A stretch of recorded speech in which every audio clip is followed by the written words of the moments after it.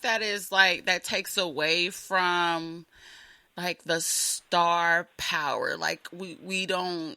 I mean, forgive me if I'm wrong, but it's kind of hard to like pinpoint like superstars at this point. Like for me, from where I am, I think that like the Drakes, and we were just talking. Me and Keyshawn were just talking about the Weeknd, how he's like a major like superstar because they still have like a certain mystique to them. But when you're letting people in on like your everyday life, like do you think that takes away from it? That star, you don't think it waters it down? yeah. There? Yeah, it does a little bit, but I mean, not everyone has 100,000 plus to throw behind a campaign where they can afford to keep that mystique. Mm-hmm. So it's just a real. I mean, it's based on your situation, unfortunately. Yeah, as I think that a lot of like super talented people and songwriters, like they don't really want to let people in. They really just want the music to speak for itself. So I would think that trying to get into the game like that can kind of hinder them. It's like, well, no, I don't want to post today, and I don't want to let people know what I had for breakfast, and when I'm on TikTok and doing this dance, and so it's kind of like you kind of have to let people in and sell them on something that you're Michael not Jackson really trying to sell. would never let Prince one up him. And I've worked with a lot of legends that had to that struggled at first when they were integrating themselves into the new social media age. Mm-hmm. I mean, but there's different types of content that every person can make, regardless of their personality. True. Don't feel that you have to do what the next person is doing to fit in. Mm-hmm. Just be you, but still be active. That's true. Yeah, because I feel like somebody like Cassidy that I work with, like he's not showing you what cereal he's eating in the morning.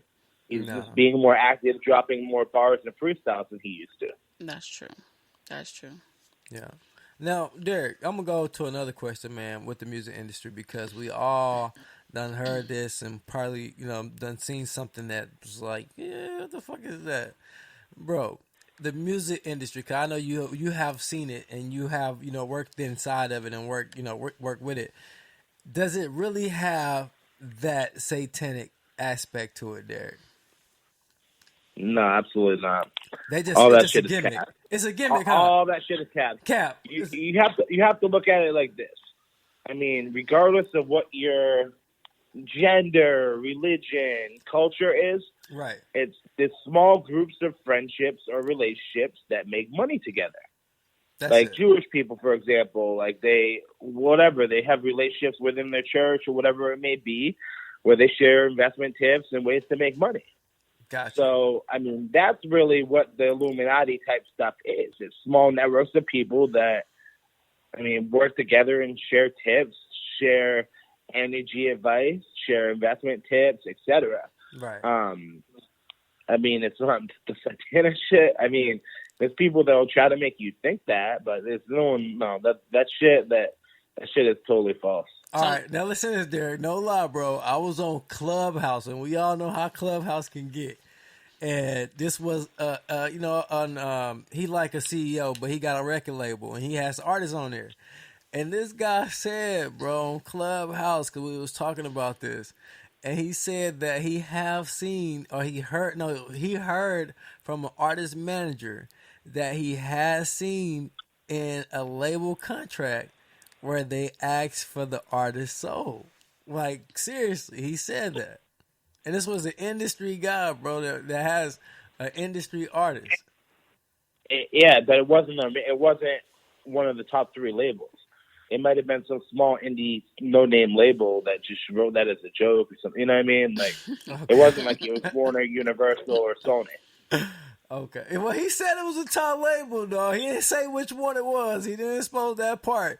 But he did say it was a major label, dog. He said that. And he said they asked for the artist soul. Now, I was just thinking, like, God damn, like, do they want that much influence? I'm trying to think of a polite way to say this, but, like, I mean, it's the same thing as, like, females that will mess with guys with the industry to build their way up. Right. Well, there's guys in the industry that do the same thing with guys. So, Big bro. Right. I mean, that's fulfilling their soul that a lot of people talk about.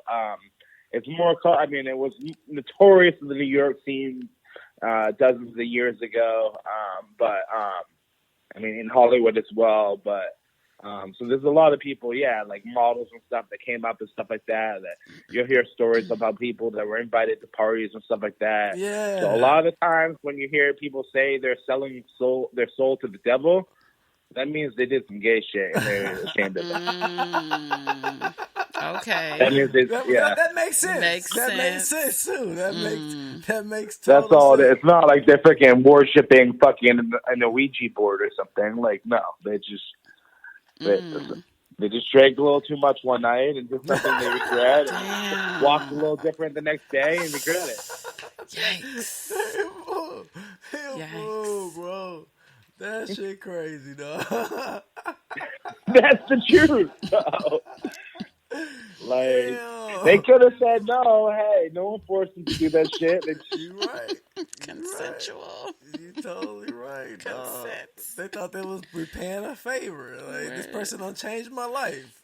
Oh, my God. Half the people will say, they say, I'll do anything I have to get on and stuff like that. Like, anything? It is what it is. I mean, we live in Las Vegas, so we see every form of desperation out here. So, that's the same thing with the music industry. Like, people will throw things at people to try to get other things from them, and it doesn't always work out. Right. It's just throwing things. So that's crazy. Like, Derrick, now, quick question to like what's going on now with COVID-19.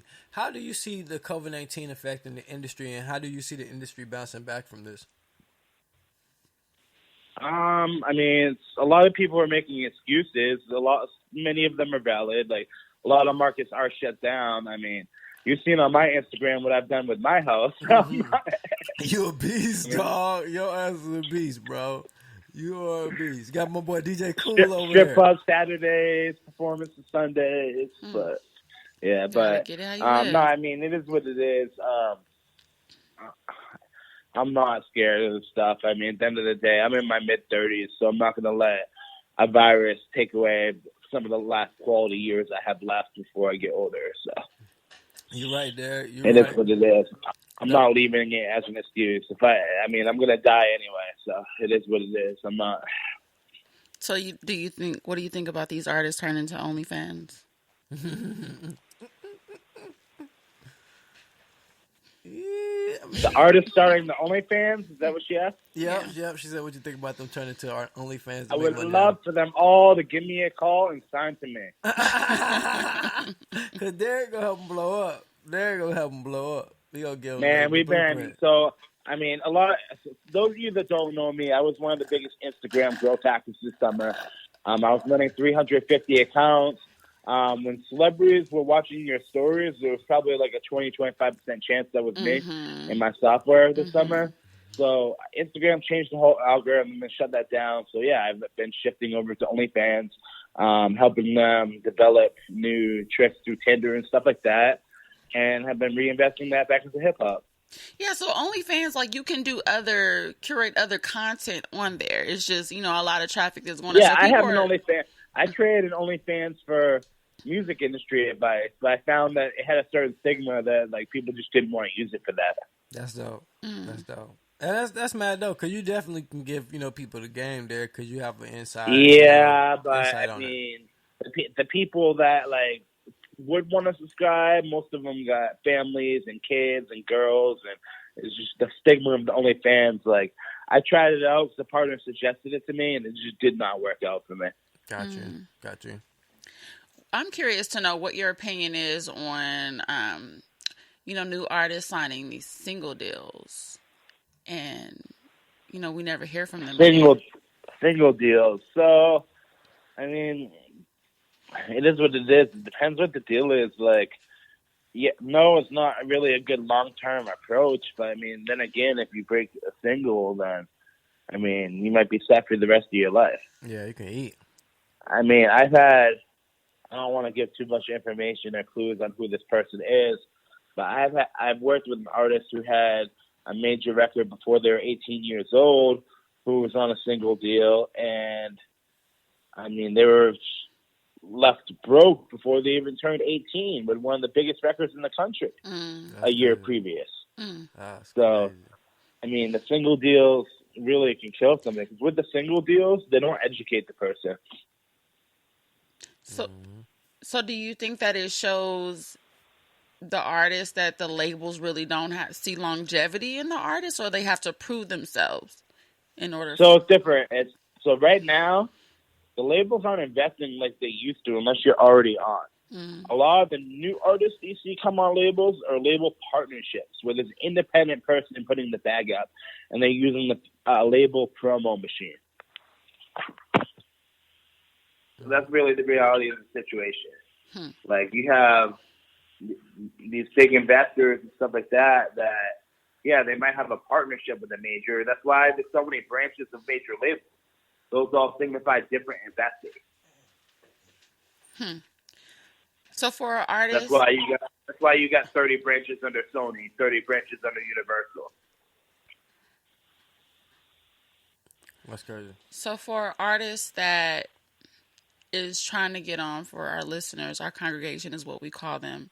Like, are these labels or these A&Rs or managers, are they looking for them to have, this amount of followers online? Like, is it still true talent that can catch the eye of these big wigs without having the notoriety or the attention already?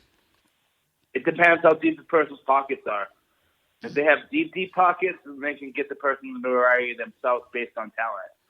If they're not working with $1 million plus, where they can just pop off $100K quick, then there have to be other factors. Yep. They have to really know the artist, because that how they even gonna hear them without that marketing. Cause facts. They only see what comes across them. But I do to succeed this. Let me circle this back and give some advice now. So one thing you can do to really entice investors and show your value is I build people up market by market. So let's say you want to book a show, book a tour with someone like Live Nation.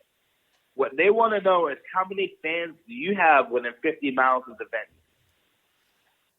And the way you can tell that is through the Facebook and Instagram advertising platform, through the back-end business manager. I could type in Las Vegas, Nevada, and if the artist has more than 1,000 fans in the market, it will tell me the exact amount of fans they have within the market. What I try to do is build people up, 3,000 to 5,000 fans, one market at a time, and then run them on a 4 or 5 city tour. So if I build them up 4,000 fans in 5 cities, yeah, that's only 20K fans, but guess what? We're getting that popping for a whole week. Right. And that's going to make them look like they have 500,000 fans. Right. And then once they go to that market, people gonna bring their friends, so the fans gonna grow. Absolutely. And then that just gives you the leverage. If you do the business end the right way, you're making money at the door, you're making money off merchandise, and then you have a bunch of people that see you moving, headlining. You have people in those markets that want to collaborate with you, and then once all those factors are playing, press included, people that want to do interviews that see you moving around city by city, then bigger investors come into play, and that's when you can start talking 20, 50, 100,000. Right. So you can do things like that to take things into your control.